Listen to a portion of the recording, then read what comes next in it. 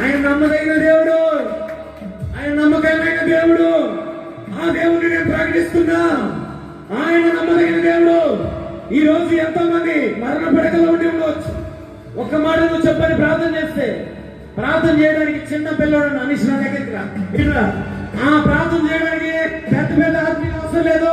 నేను చెప్తున్నా, ఇదిగో అనిష్, ఈ అబ్బాయి ప్రార్థన చేసిన ప్రభువా ఒక్క మాట చెప్పు, పలానా వాళ్ళు హాస్పిటల్లో ఉన్నారు ప్రభువా, ఒక్క మాట నువ్వు చెప్పు అని చెప్తే ఈ పిల్లడు ప్రార్థన ఆలకించి అంత ప్రేమమయుడు ఇంత చిన్న పిల్లడి మాట విన్న దేవుడు. నువ్వు భక్తి చేస్తున్నావు, నీ మాట వినడా? నువ్వు ప్రయాసపడుతున్నావు, నీ మాట నీ ప్రార్థన ఎందుకు నీ ఉత్సాహపడుతున్నా మాట చెప్తే ఆయన స్వస్థతని కూడా ఒక మాట చెప్పండి. ఇదిగో చిన్న పిల్లల ప్రార్థన కూడా ఆర్పించే దేవుడు అంటారు.